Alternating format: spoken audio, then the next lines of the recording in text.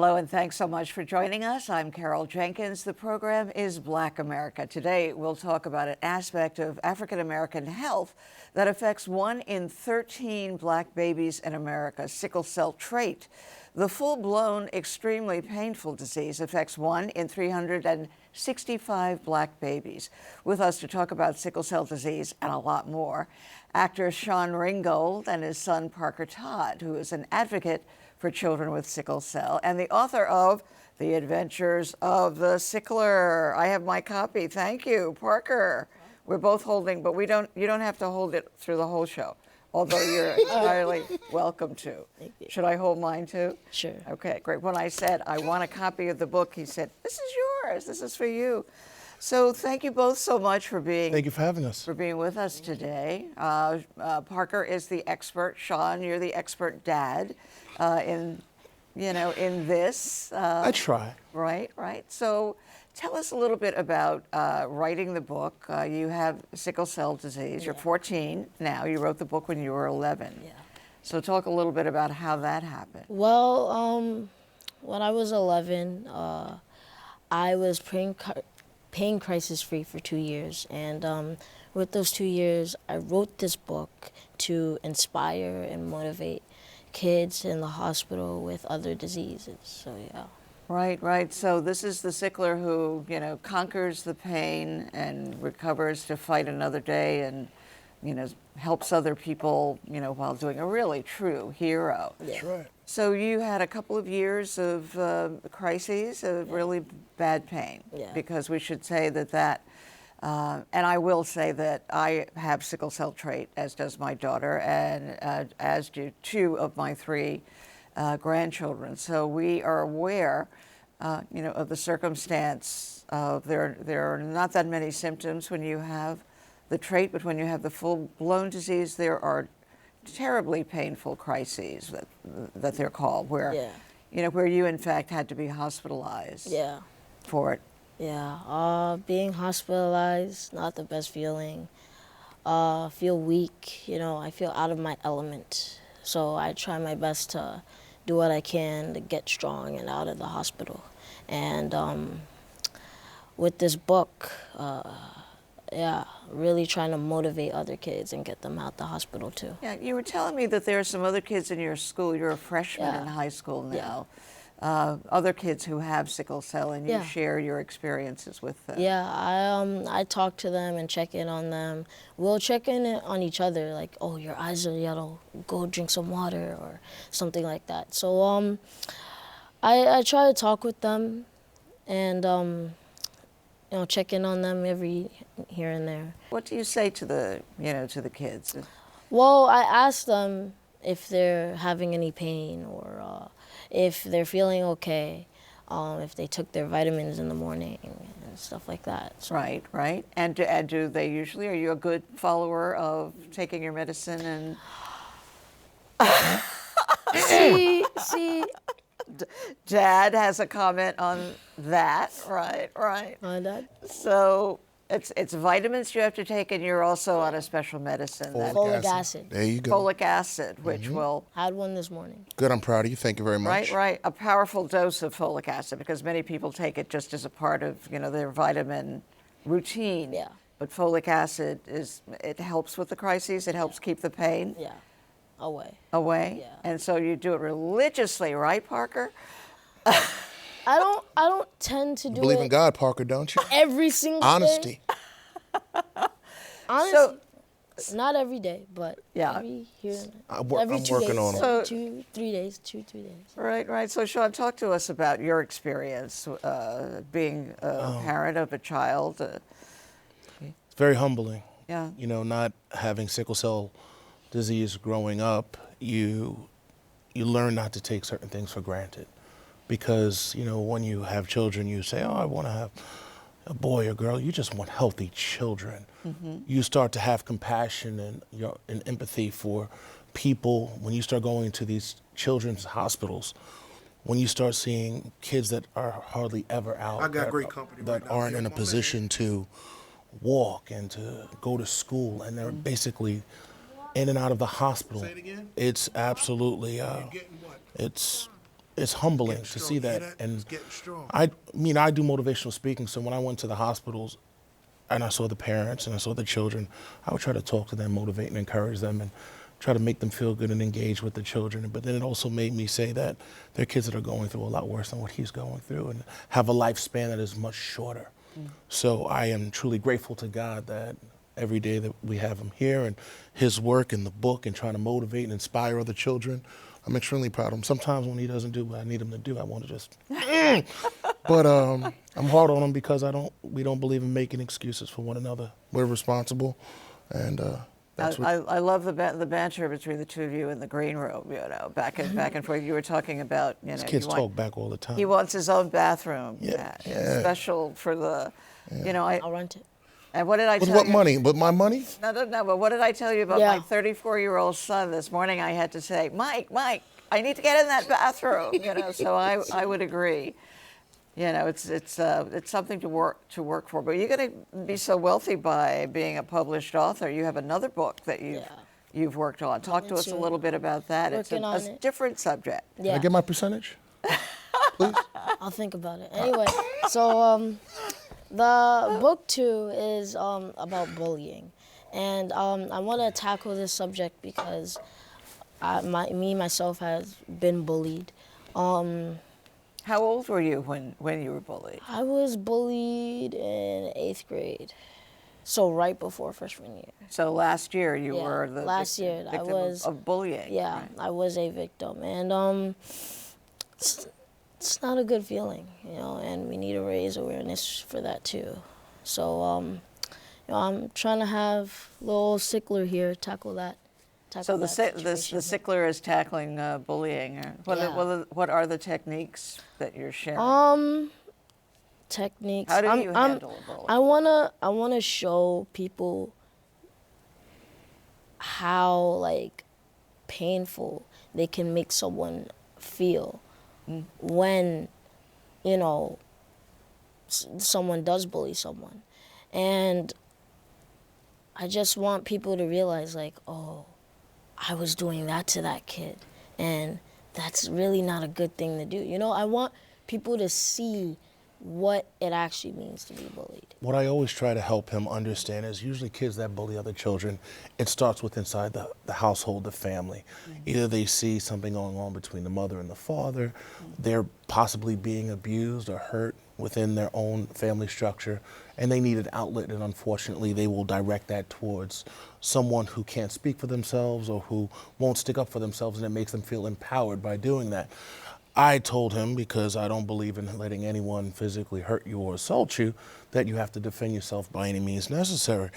But I told him, because in today's day and age, it's best for you to try to not fight or use physical, force to, hurt someone. But I do believe in protecting yourself. And I said, try to be forgiving of other people who may not have the love and the understanding and the care that we have in our family. So there are some people who don't have love. They're dealing with drug abuse, alcoholism, physical abuse. So you have to understand, why are they acting that way? I try to get my son to understand, why are they bullying? It's because they're probably dealing with pain. Because if they were dealing with love, he's loved, he's nurtured. So that's why he's got a beautiful spirit. Other children, other people who are upset and they're dealing with things in life, in their homes, they come out in the world and you see a reflection of on their face and in their activities and in their language. Does that work, Parker? Does that help you at all in the midst of bullying? If I were you, I would say, I'm going to call my dad to come over here. Oh, you don't want me to come up there. Show you a thing or two, right? I try to tell him everything. Do not call me, because he knows if I come up there. I know, and you started your career as a bodyguard. Yes. So it was your dad's job to protect, protect people, and now you're a big-time actor, executive producer, and all of that. Let's talk a little bit about your dad's career. Oh my gosh. So in Orange is the New Black and Luke Cage and all kinds of things, Yeah. and now you're upcoming in. I still call him 50 Cents, but I understand he's using his what is it, Chris Jackson? What's his Curtis Jackson. Curtis Jackson. Curtis Jackson. I prefer. Don't mess up 50 his Cent. name. I don't mess with that man. Don't mess. He'll get you on Twitter, Instagram, Facebook. He'll come for you. Oh my gosh! He's a great guy. We have a clip of a little, So let's look at that, and we'll talk about it on the other side. Oh my gosh. I, Aaron Wallace, I'm serving a life sentence for something I didn't do. But today, I've got a way to fight back. How are you here? Hard work and goodwill. What's your method? They tried to bring me down. Becoming a lawyer is what's getting me out. It's gonna be a blessing, Dad, but you have to get out of here to be a part of it. Whatever it takes, I will get myself home. For you.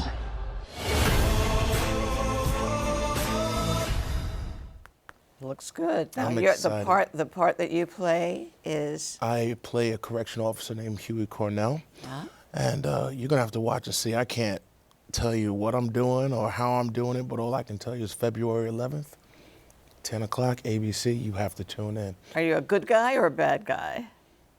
You're not telling. He's Parker. He's serious. He's can't give away any of them. But February 11th. It's riveting. It's an incredible story based off of a true story from Isaac Wright Jr., who was wrongfully imprisoned, and they duplicated his life story in this series, and you have to watch Nicholas Pinnock's performance, everyone's performance. We have an incredible cast, crew. Everyone is just on point. It's an incredible place to work. They allow you to be free and to really explore your character. It's a phenomenal place to work. Right. And Family Business. Family on Business, BET? season 2, we got picked up for BET Plus. I'm back and forth to LA. I'm working with, I'm a producer on that with Ernie Hudson. He's executive producer, Carl Weber, Andy Brown, Trey Carl Harley. has had such a. I mean, I have his books from when he first started writing. Yeah, he's an amazing author, writer. Right. Good guy. I have his very first book, as a matter of fact, Parker, and now I have your very first book. You know, some years ahead here, I expect to be saying, "Oh, I knew him," when he was 14, and writing books. So your mom, we should say too, is a reporter. WPIX-TV, Nicole Johnson, right? Or do you watch her on TV? I know you're not watching all of your dad's shows because they are maybe a little X-rated or PG or rough. Luke Cage wasn't that bad. He didn't even watch my Luke Cage episode. I did watch your No, Luke you Cage didn't. episode. That's I cool. didn't watch every single Luke Cage episode. How but could I you not watched support the whole I watched season? your. I'll stream it on Netflix. He was cherry I'll make it picking up to you. Now? the shows. I'll stream it But on you'll spend the money that I make on the episodes, right?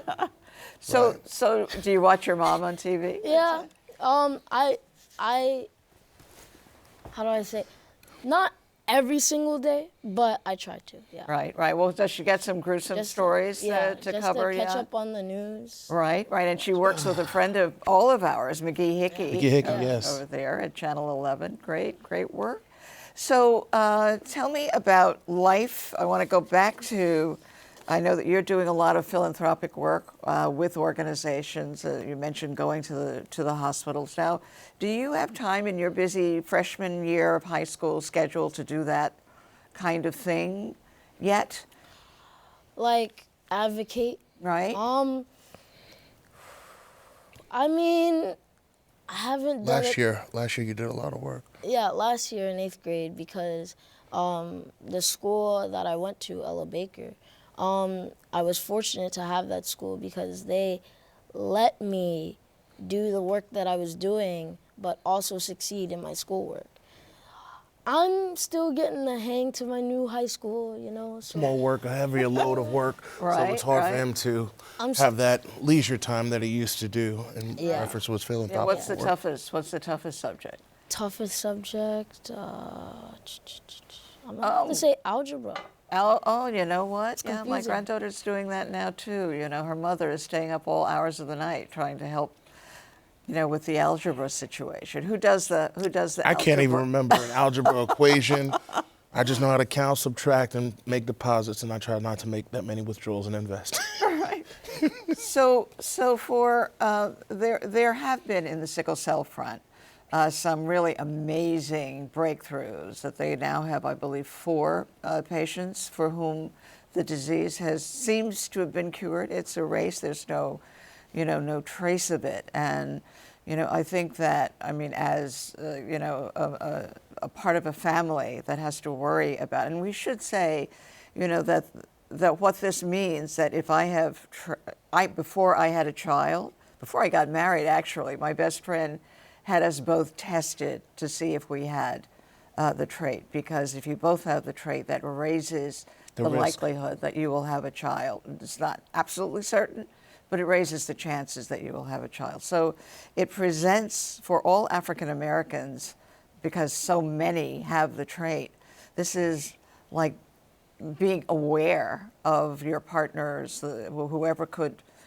father or mother your child. To get tested for the trait, absolutely. You have to be tested. Yeah. So, let us hope. I know that they're doing a lot of research. I told you that I met one of the people who was deemed to have had the trait erased with a very, very severe kind of surgery. But I'm hoping that the medicines that they're using for HIV, et cetera, will be able to bring a cure in our lifetime.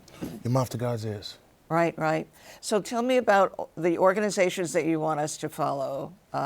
When they see this program, who should they call up and say, I want to volunteer, I want to donate money, I want to be able to help in this sickle cell issue that we have in the African American, and not only African Americans, we should say too, but the Mediterranean population also has a high incidence of sickle cell. I feel like any foundation, you should at least try to, donate or do the best you can to raise awareness. But the organizations I personally have worked with is the Sickle Cell Thalassemia Patients Network and Global Blood Therapeutics. So do you have any idea of your future life in terms of what you want to do?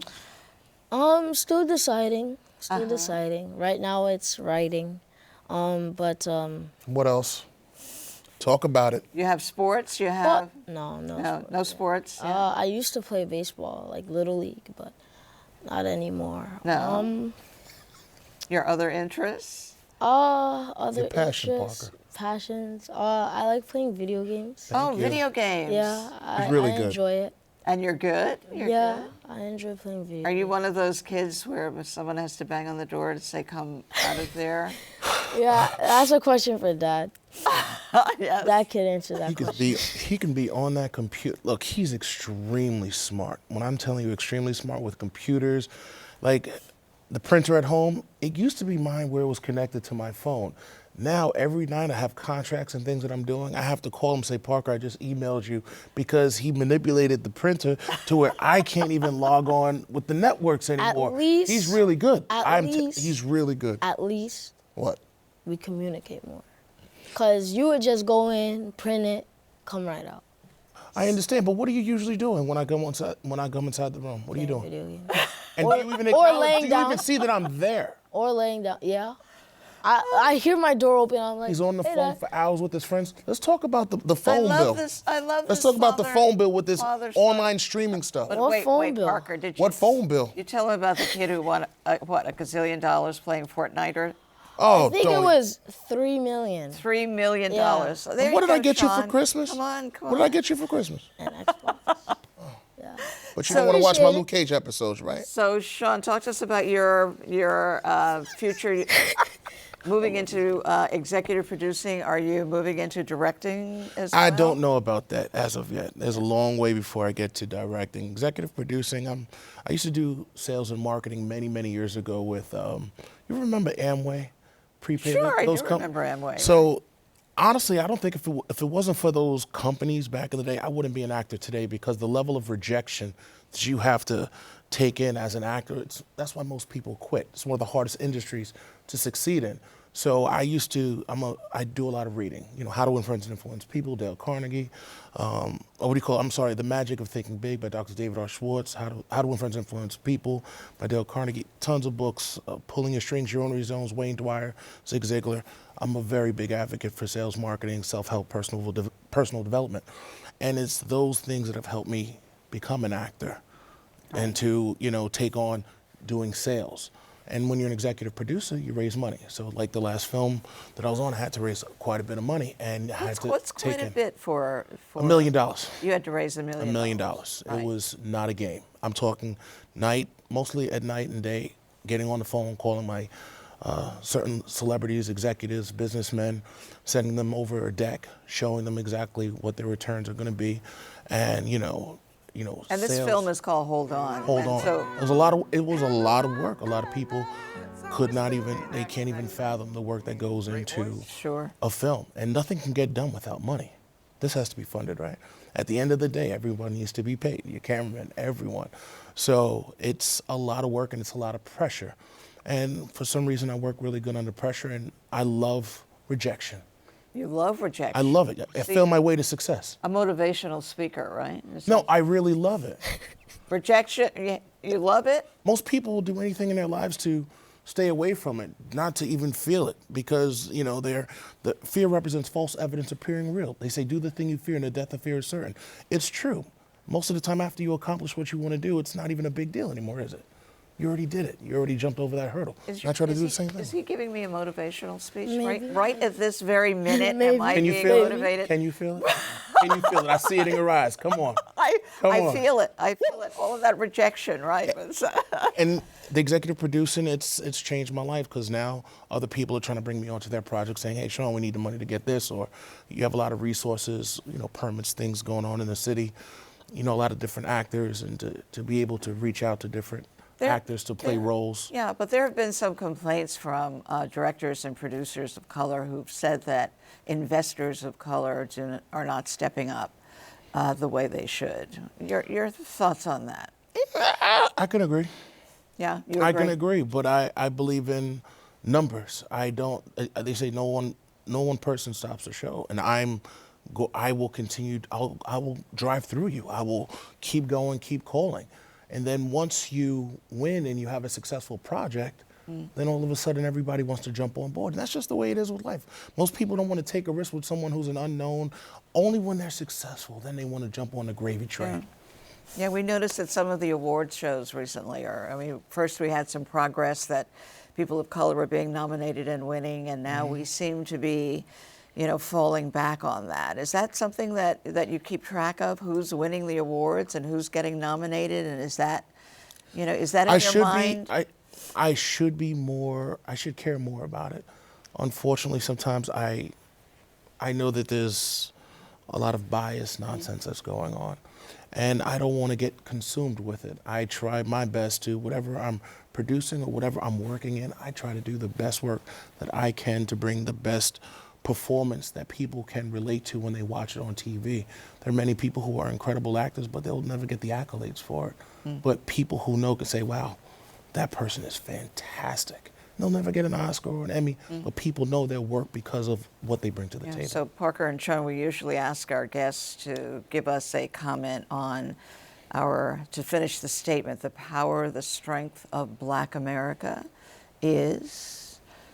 Do you want to think about that oh no, you have an answer? I bet it means more than my generation and I think it means, but to me, it's succeeding.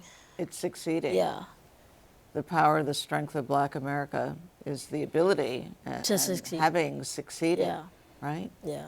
Right, and you have succeeded. You're a Yeah. published author. You're fighting to stay healthy. Milestones. Right. It's a milestone for me. He surprises me sometimes. Yeah, well, I don't know. He And you, surprises me sometimes. Sean, what's the power, the strength of Black America? To motivate, encourage, to keep pushing forward. Not let the crazy biases that are going on in this world stop you from winning. Don't be a victim of circumstance. Be an example. And I always try to teach them by example to win by any means necessary. Win. Don't make excuses for yourself. We go through things, and things aren't things aren't fair many times, but you keep pushing and you don't give up. And I try to live that example for him, and that's the only thing that I can do. I want my kids to look at me and say, wow, Mom, Dad, we did it, and I know that we can do the same for our kids. Right, right. Yeah. Parker, you're shaking your head. Yeah, you think so? What do I you think? agree. I agree. Agreement. Thanks a lot. Oh, agreement. Oh, you guys are fabulous. I love this conversation. Okay. Oh, I got to hold my book up again. It's called The Sickler. Parker has been sitting holding his book so that you don't forget. Go to www.thesickler.com. Go buy a book, and merchandise coming soon. Oh.